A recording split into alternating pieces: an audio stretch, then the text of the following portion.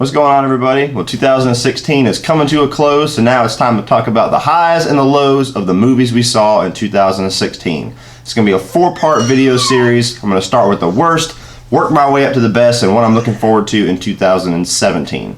So starting off with the worst shit piles of 2016.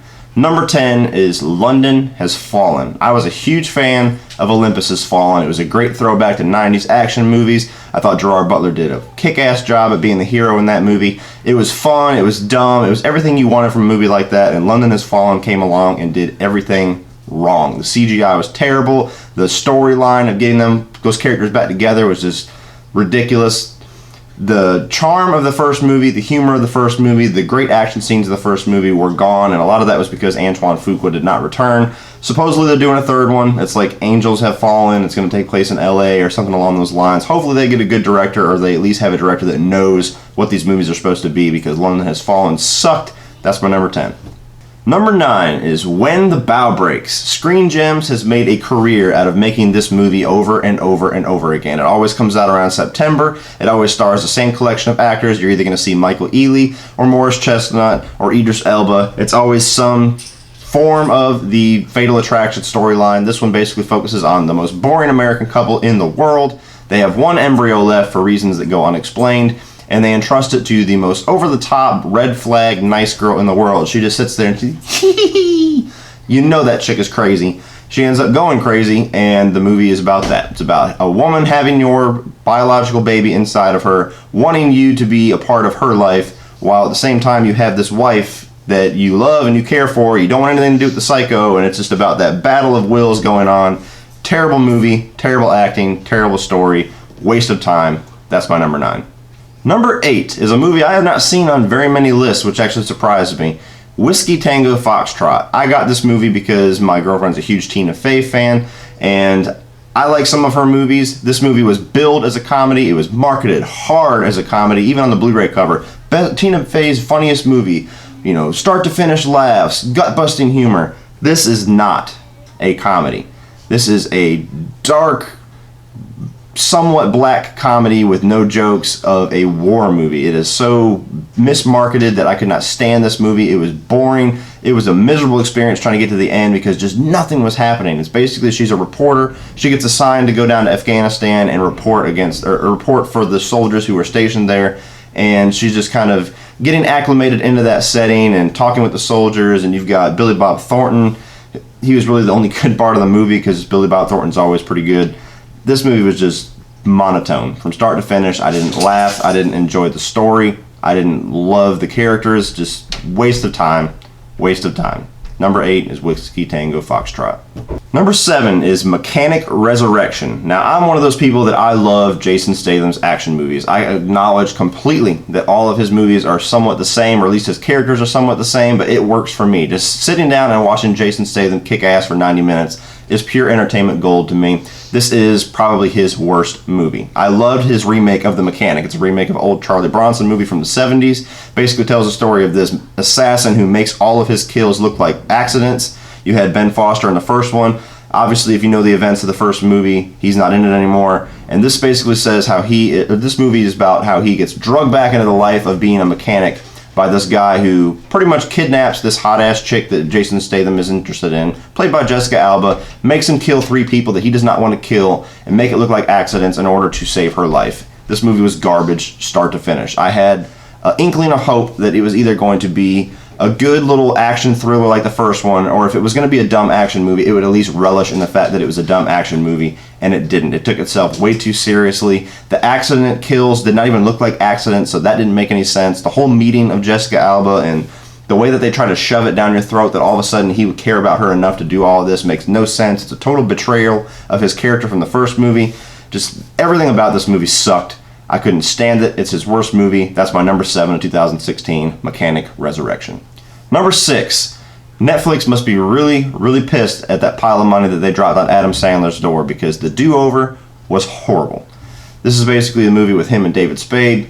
They decide that their lives suck, so they want to kill or have a fake death and go on living as friends somewhere else and be able to do whatever they want. They can leave their families behind, their jobs behind, their insecurities behind.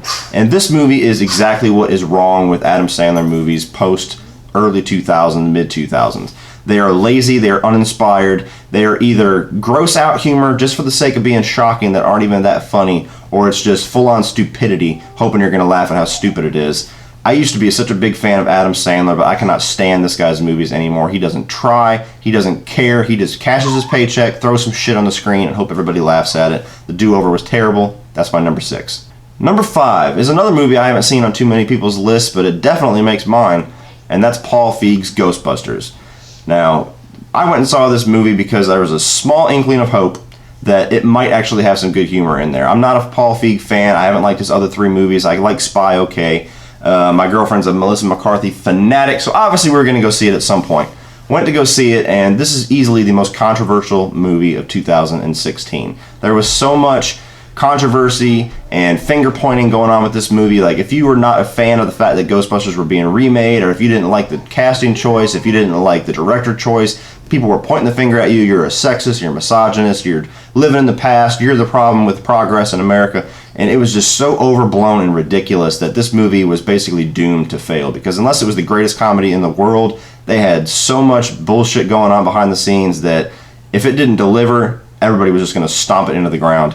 And this movie got stomped into the ground because the writing was terrible. You could tell 60% of this script was left for improv, and the improv wasn't all that great. Kate McKinnon's character, although some people loved her, I couldn't stand her. Even the scenes that were going pretty good, she was in the background like, and just totally over the top ridiculous. I didn't think it was funny at all. The cameos were cringe-worthy bad. Like, you have Bill Murray and you waste Bill Murray. Like, why? Every time a cameo came up, or a nod, which is about every 7 minutes in this damn movie, some of them worked, like the bust of Harold Ramis's head. That was pretty classy. Everything else was pretty much horrible. And not only that, the most thing that aggravates me the most about this movie, which I got into in my Off the Shelves video whenever I talked about this, is that there was so much finger pointing and so much just shaming of anybody that didn't support this movie.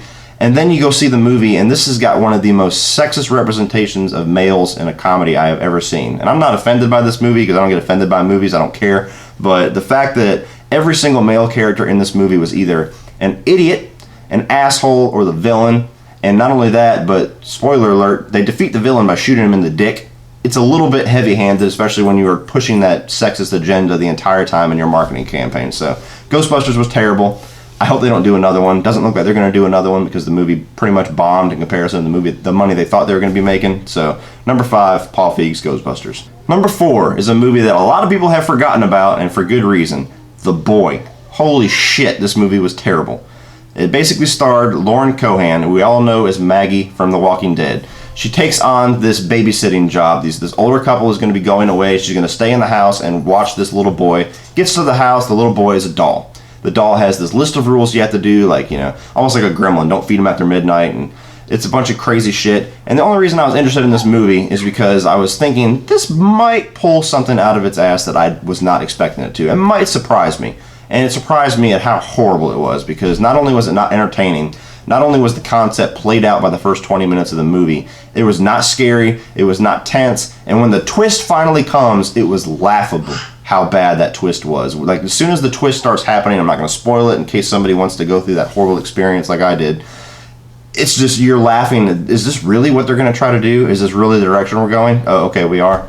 And the movie ends. It was god-awful, and probably one of the worst horror movies I've seen in years. It deserves to be forgotten, but I didn't forget it, unfortunately. That's why it's my number 4.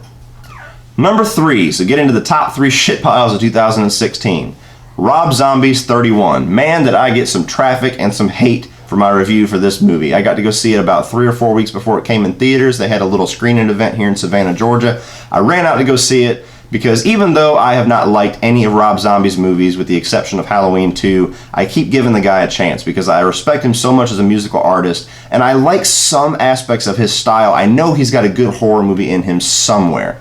But in order to get that good horror movie out of him, he has to tone down his zombie-isms. So what do I mean by zombie-isms? You got the over-the-top, crude, disgusting porno dialogue. You've got the forced 70s references. I know he's a 70s nut, but not everybody in every single movie is a 70s nut. Sometimes it just doesn't fit. and casting terrible actors continuously, especially his wife, who cannot act for shit, and he always gives her a leading role. All of those were done terribly, and they were done in Rob Zombie's 31. When this movie opened up, you had this black and white intro to the main villain, Doomhead, who was the only actor trying in this movie, and that scene was actually pretty damn good. So I sat back and said, holy crap, Rob Zombie actually did it. I'm in for a good movie. Nope. Once that scene cut out, this was a steep nosedive. It was a terrible horror movie. The dialogue was horrible. It wasn't really that gory or interesting, so even if you go just to see a bunch of splatter on the screen, it wasn't anything you haven't seen before, you haven't seen done better before.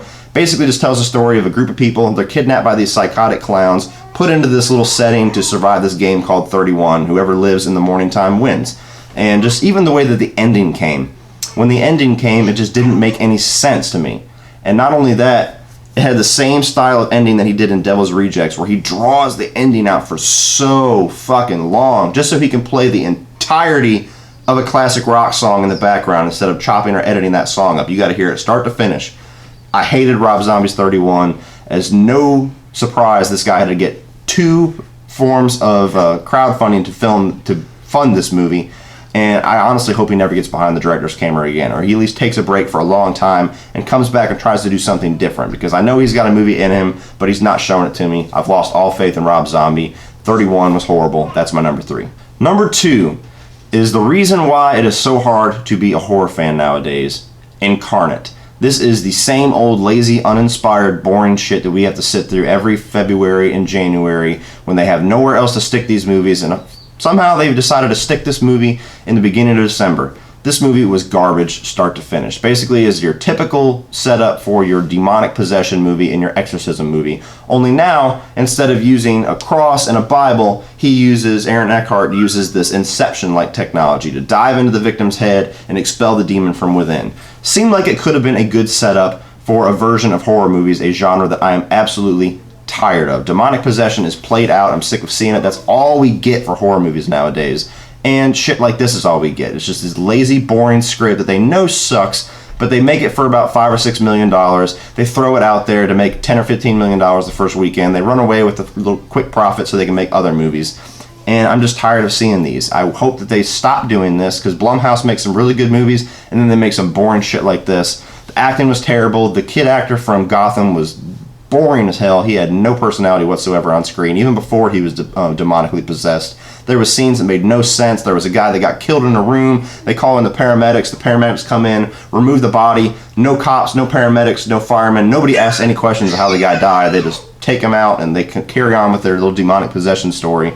The ending, the little trying to pull the rug out from under you and trying to surprise you with that little surprise ending, that little twist, was laughable. Like, if you honestly thought that anybody was not going to see that coming, then you are really taking your audience to be complete morons. So Incarnate was terrible. Tired of talking about it. That's my number 2.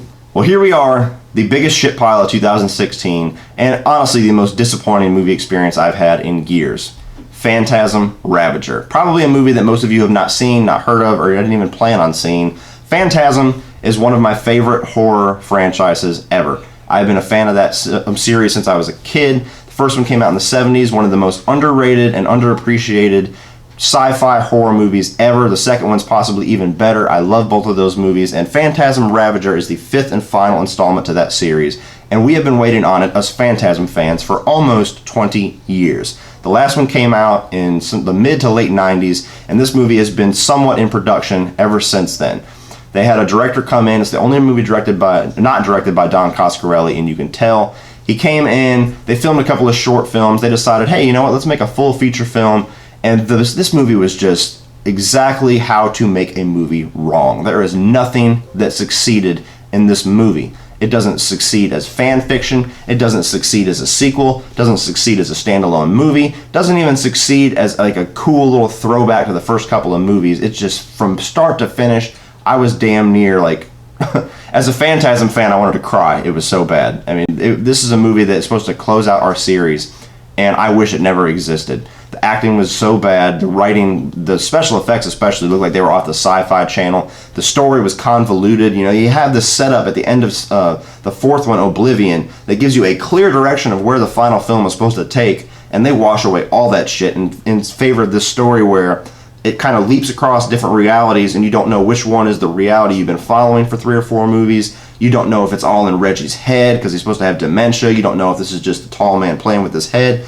It's as incomprehensible to the main characters as it is the audience. This movie was the worst movie I've seen this year. Probably will be the worst movie that I will see for the next year. It was that bad. I will not buy this movie. I will not watch it again. I will encourage everybody who even thought for a second that maybe this might be a good installment to not even bother with it, because it is just a miserable experience, especially for a series that I have loved. So Phantasm Ravager, by far, undisputed, is the worst pile of shit that I had to sit through in 2016. Well, that does it for my 10 worst movies of 2016, guys. Put your own list down below. Do you agree with mine, or do you have a completely different list? We'll talk about it in the comment section below. Please like and share this video and hit that subscribe button. That way you get to come back and check out the other videos that I'm doing. Top 10 best, top 10 most disappointing, and my top 10 most anticipated films of 2017 coming to you very soon. Please hit that subscribe button so you can come back and check those out. And if it's not soon enough to check out some more of my videos, you can check out a few more by clicking right over here.